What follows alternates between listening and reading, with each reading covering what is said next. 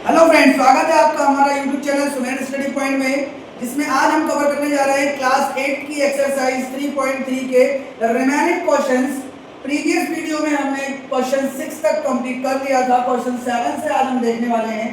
Question 7 हमसे कह रहा है कि HOPE एक पैरेललोग्राम है जिसमें हमें x, y, z की वैल्यू फाइंड आउट करनी है। Got it? चलिए तो देखते हैं किस तरीके से इस क्वेश्चन को हमें सॉल्व करना है। तो हम क्या करते हैं, यहाँ पर ये जो क्वेश्चन 70 आपको यहाँ पर दिखाई दे रहा है, इस 70 को प्लस करें अगर एंगल O के साथ, तो ये हमेशा कितना होगा, 180 डिग्री होगा। और ये क्यों होगा उसका रीजन हम यहाँ पर देंगे। तो इसको कहेंगे हम लीनियर पेयर। एक लाइन पर बनने वाले कोई भी दो एंगल का सम हमेशा कितना आता है, 180 डिग्री आता है। तो यहाँ से एंगल O आपका कितना निकल कर आ जाएगा, 110 डिग्री का। तो चलिए, तो एंगल O आपके पास 110 आ गया है। यहाँ पर ये 110 डिग्री का एंगल आपके पास आ चुका है। तो आप क्या कहेंगे कि angle X is equal to angle O। ये क्यों होगा? तो इसके लिए आप कहेंगे अपोजिट एंगल ऑफ पैरेललोग्राम। तो यहां से एंगल O आपके एंगल x के इक्वल हो जाएगा, जो कितना होगा, 110। तो x की वैल्यू भी हमारी 110 आ जाएगी। Got it? अब x की वैल्यू आ चुकी है हमारे पास, तो हम y की वैल्यू निकाल लेते हैं। तो एंगल जो y होगा वो इक्वल हो जाएगा बेटा किसके, यहाँ देखिए, ये जो है अल्टरनेटिव इंटीरियर एंगल बना रहे हैं यहाँ से। तो एंगल y आपका 40 डिग्री होगा। यहाँ लिखिए alternative interior angle. Alternative interior angle से ही आपका y भी निकल कर आ गया, जो कितना आया, 40 डिग्री। चलिए, तो यहां से हम कहेंगे कि एंगल जो h है, एंगल h कितना है आपका, सर एंगल z प्लस 40 के इक्वल में है हमारा। Got it? चलिए, तो z प्लस 40 है हमारा एंगल z, और एंगल h जो है वो किसके इक्वल है, एंगल 70 डिग्री के। क्यों है? तो इसको हम कहेंगे कॉरेस्पॉन्डिंग एंगल।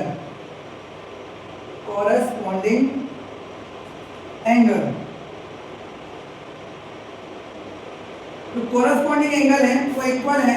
h हमारा क्या था, z प्लस 40।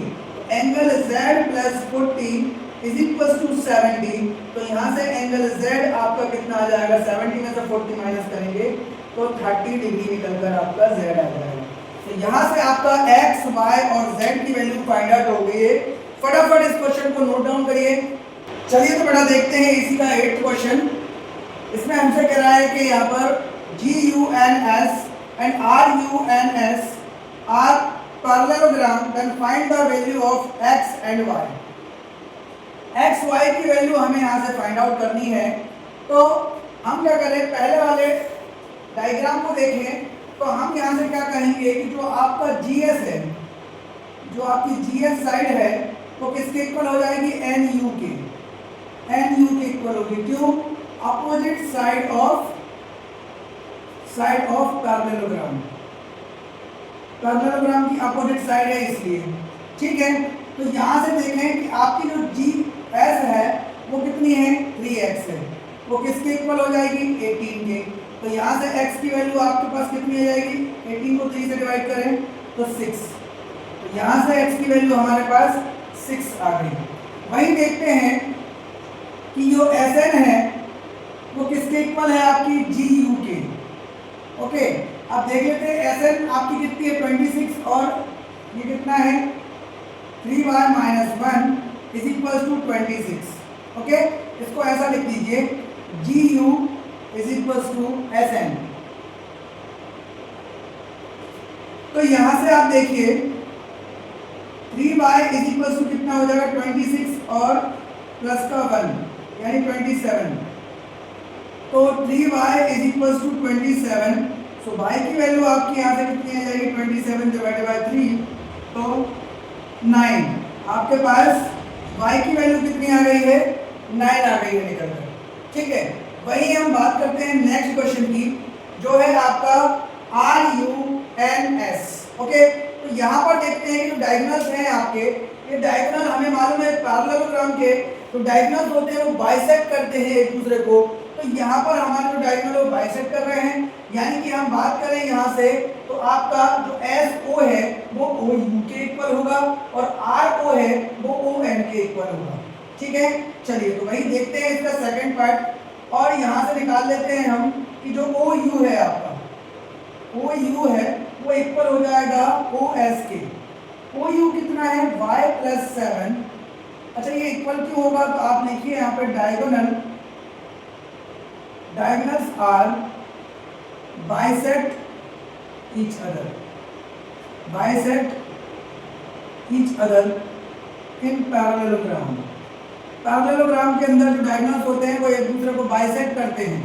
ठीक है, तो बाइसेक्ट करते तो ये इक्वल होंगे, तो ये कितना हो जाएगा आपका यहाँ से 20, यानी कि y की वैल्यू हम यहाँ से निकालें तो 20 में से 7 माइनस करेंगे तो 13, यानी y की वैल्यू हमारे पास यहाँ से कितनी निकल के आ गई 13 आ गई। वहीं हम बात करें यहाँ पर जो ओ एन है वो इक्वल हो जाएगा किसके, ओ आर के, तो ये भी किसकी होगा, तो वहीं आप लिखेंगे यहाँ पर diagonal are bisect each other in parallelogram.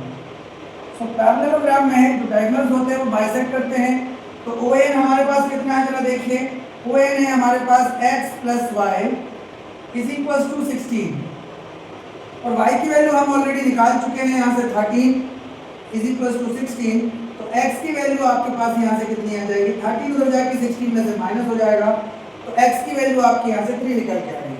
तो इसी तरीके से हमने x और y की वैल्यू यहाँ पर दोनों क्वेश्चन में से फाइंड आउट कर दिया। फटाफट नोट डाउन करिए इस क्वेश्चन को। चलिए तो बड़ा देखते हैं इसी का 9th क्वेश्चन, जिसमें आपसे कह रहा है कि आर आई एस के एक पैरेललोग्राम है, वहीं सी एल यू ई एक अनदर पैरेललोग्राम है, और यहाँ पर जो x बन रहा है इन दोनों के साइड्स के इंटरसेक्ट होने से उस x की वैल्यू फाइंड आउट आपको करनी है यहाँ पर, जिसमें एंगल L आपको 70 दिया है और एंगल K आपको 120 दिया हुआ है। ठीक है, तो हम स्टार्ट करते हैं एक पैरेललोग्राम से, जिसमें हम सबसे पहले ले लेते हैं इन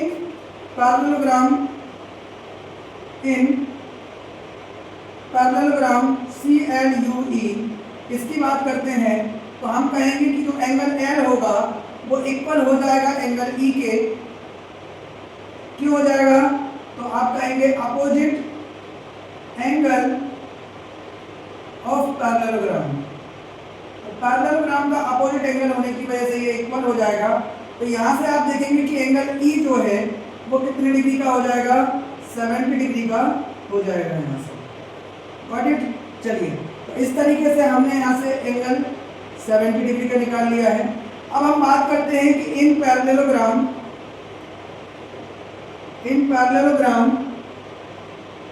आर आई एस के इसकी बात करें तो यहाँ पर क्या होगा कि जो एंगल आपका K है, जो आपका एंगल K है, angle K plus angle S is equal to 180 degree होगा।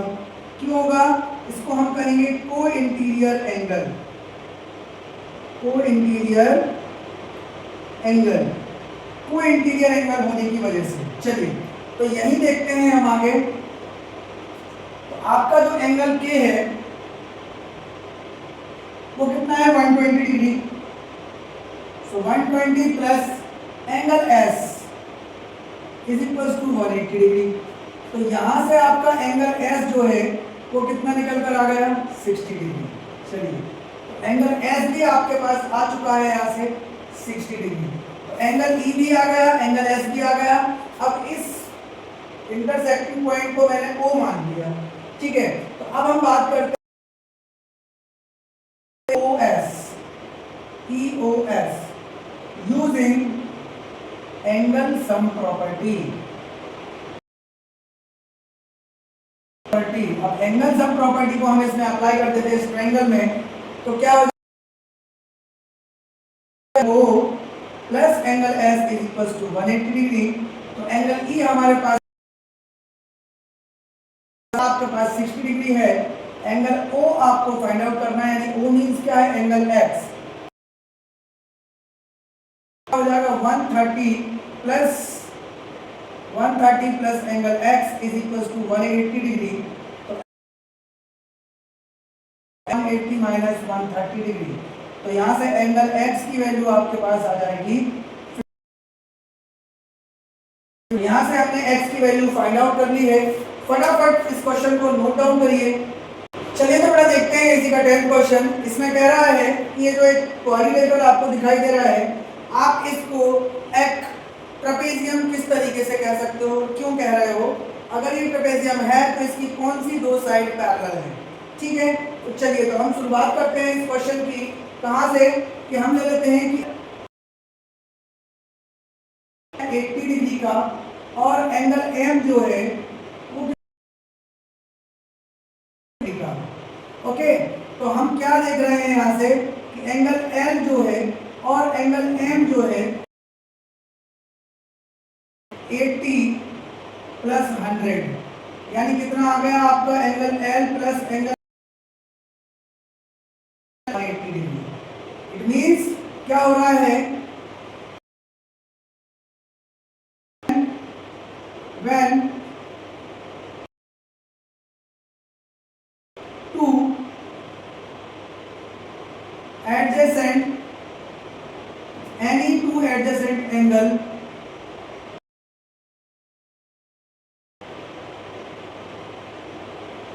the sum of when the sum of any two adjacent angle is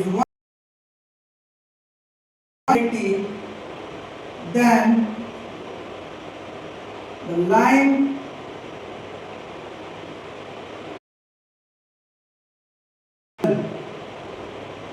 ये लाइन क्या हो जाएंगी हमारी, पैरेलल हो जाएंगी। यानी कि हम क्या कहेंगे कि m है वो पैरेलल है के एल के, यानी जो NM लाइन है वो के एल लाइन के पैरेलल है। मालूम है, अब जब ये पैरेलल है तो हम कहेंगे कि when one pair when any quadrilateral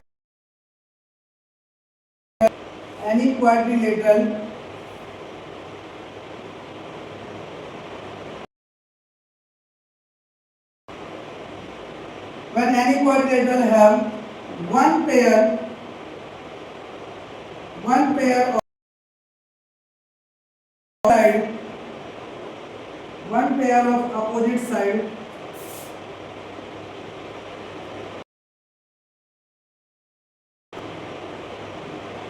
then it's become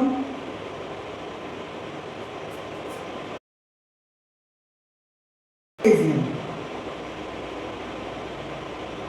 तो हम उसे क्या कहेंगे, ट्रेपेजियम। और ट्रेपेजियम की हमने एक ही प्रॉपर्टी पढ़ी थी, अपोजिट साइड का यदि पैरेलल हो जाए तो हम उसे ट्रेपेजियम कहते हैं, उसकी एक ही प्रॉपर्टी होती है। चलिए तो फटाफट इसे नोट डाउन करिए। चलिए थोड़ा देखते हैं इसी का next question, question number 11। Given है एंगल बी जो कि 120 डिग्री का दिया है, 120 डिग्री का दिया है, और क्या गिवन है हमें कि जो ए बी साइड है ये पैरेलल है डीसी के। ये अगर हम कहें कि when AB is parallel to DC, जब AB जो है DC के पैरेलल है तो हम क्या कहेंगे यहाँ से कि एंगल B का जो सम है एंगल C के साथ वो हमेशा 180 डिग्री का आएगा।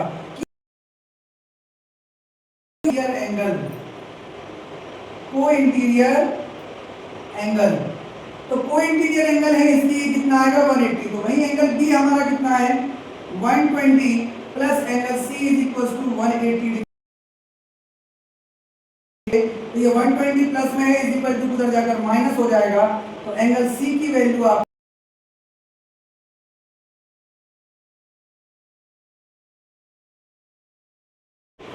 चलिए थोड़ा देखते हैं इसका नेक्स्ट क्वेश्चन। इसमें हमें जरा PQRS में हमें गिवन है कि जो SP है यानी कि PS साइड जो है आपकी वो पैरेलल है RQ के, और इसमें आपको एंगल Q जो है वो 130 डिग्री का दिया हुआ है आपको। तो वो कह रहा है आपसे, और दूसरी चीज यहाँ हम देख सकते हैं कि एंगल R भी हमें 90 डिग्री गिवन है। ओके, इसका मतलब होता है ये भी हमें 90 डिग्री गिवन है, तो आपको फाइंड करने के लिए बोला है कि P और S की वैल्यू फाइंड आउट करिए। ठीक है, तो चलिए बेटा देखते हैं यहाँ पर एंगल R और एंगल S का क्या रिलेशन है। तो एंगल R हमें दिया हुआ है 90 डिग्री और एंगल S हम देखते हैं यहाँ से, तो angle R plus angle S is equal to 180 degree होगा। क्यों होगा? वो होगा को इंटीरियर एंगल से, को इंटीरियर एंगल से। तो यहां से आपका एंगल R 90 हो गया plus angle S find out करना है, तो यहां से आपका एंगल S भी कितने डिग्री का आ जाएगा? 90 डिग्री का। Got it? चलिए वही बात करते हैं एंगल P की। तो angle P and angle Q is equal to 180 degree होगा। ये भी आपका हो जाएगा co interior angle, co interior angle के कारण ये दोनों का सम भी कितना हो जाएगा? 180 डिग्री। तो एंगल Q आपके पास था यहां से कितना? 130 डिग्री, और 130 को आप माइनस कर दीजिए 180 में से, तो एंगल P आपका यहां से निकल के आ जाएगा 50 डिग्री। Got it? इस तरीके से हमने एंगल S और एंगल P को फाइंड आउट कर लिया है। फटाफट इस क्वेश्चन को नोट डाउन कर लीजिए।